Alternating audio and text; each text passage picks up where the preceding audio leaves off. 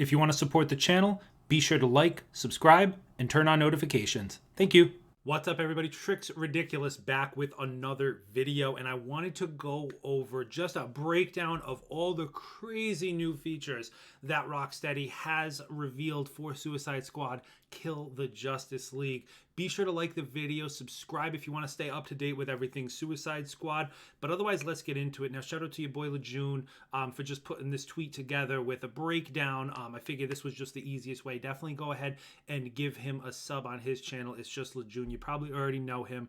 But basically, Rocksteady did a dev Q&A, and they essentially answered all these crazy questions that they were really keeping close to chest about the game. And it's kind of wild to me because, you know, really some of these things are things that are like a dream to players who are into looter shooters, right? Some of these features are things that, you know, a game launches without, and then players just have to beg for, and finally they get launched as like an update, you know, and the devs are always so happy to be like, oh, we're finally adding this, like they added something big to the game.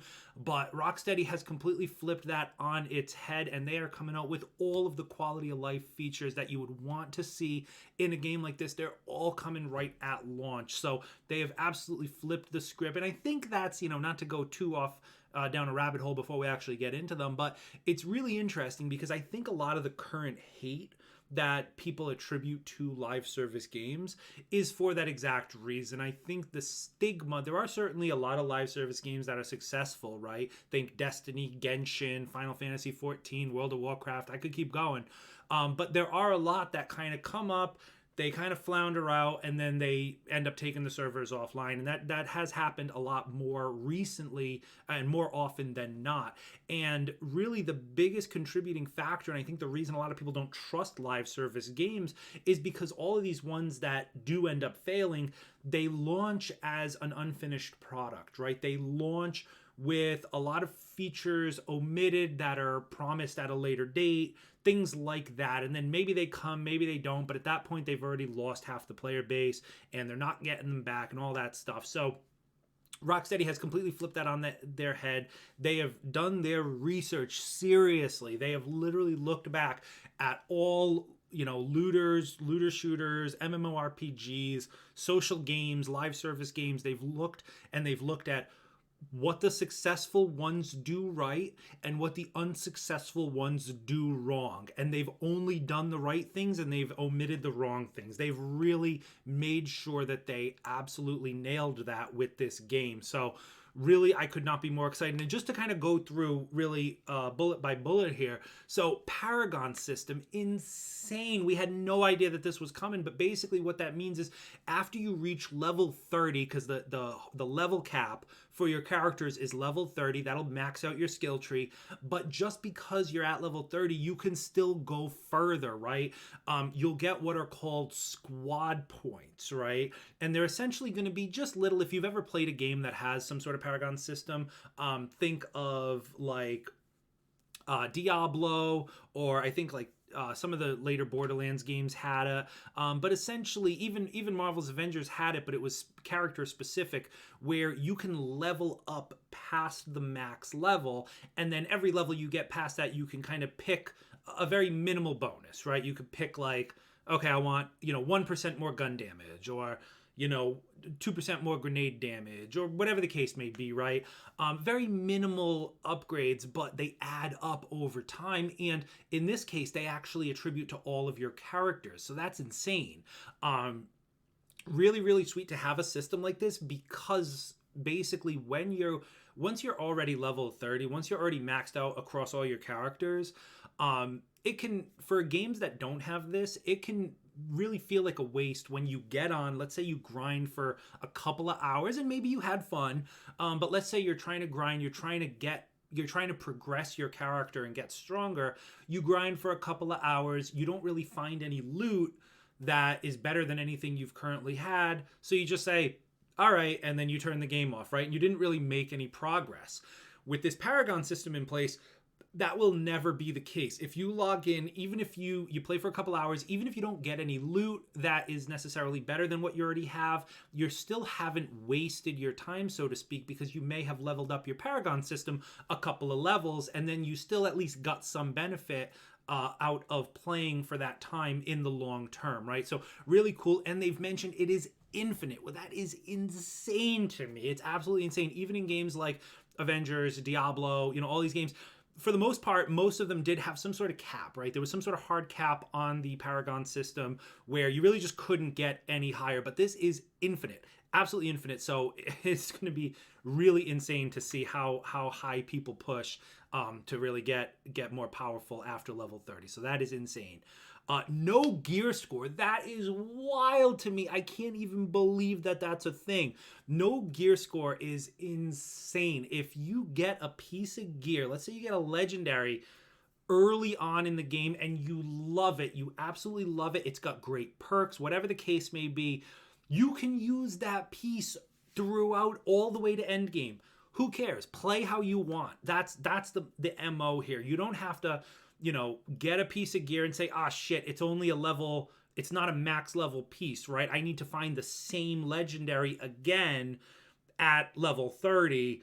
None of that. That is not going to be the case. You get a piece of gear, that's what it is. It's really, this really takes away the bull crap that is, levels and gear and just, oh, hey, this gun is just objectively stronger than this gun. That whole thing is out the window, and the focus is going to be on perks, right? So obviously you get a gun, you can use it all the way through. Maybe you find the same gun again, but it has better perks. That's an upgrade, right? So they're really looking to focus on that and have really good perks in the game that you can really do that with. So that is absolutely insane, and that's going to remove a lot of headaches for things like this.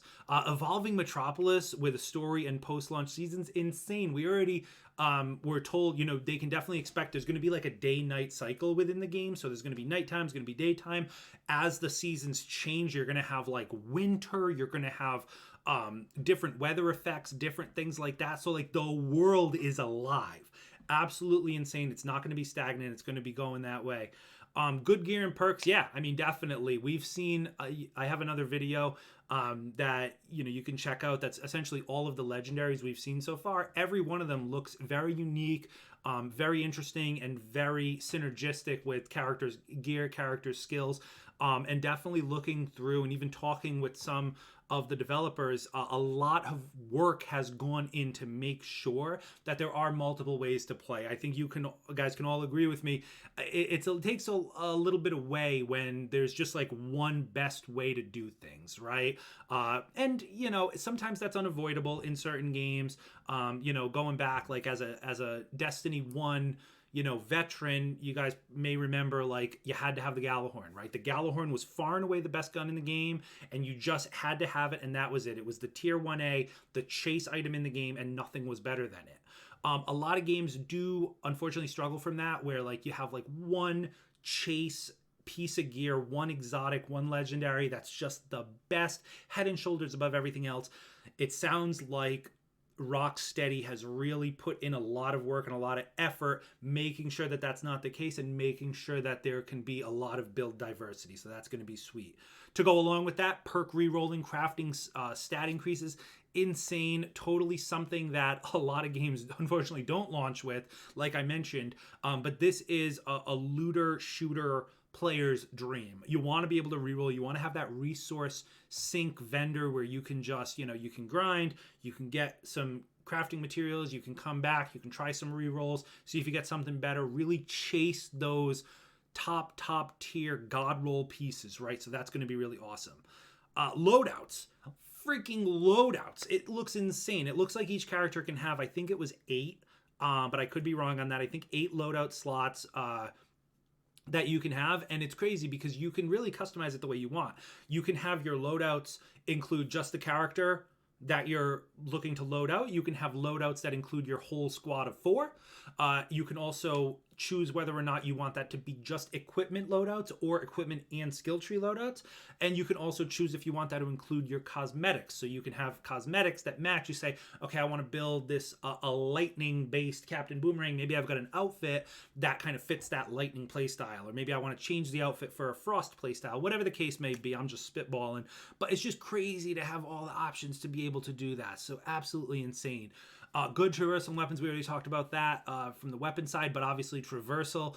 Every character has a very unique traversal. I think we can agree on that.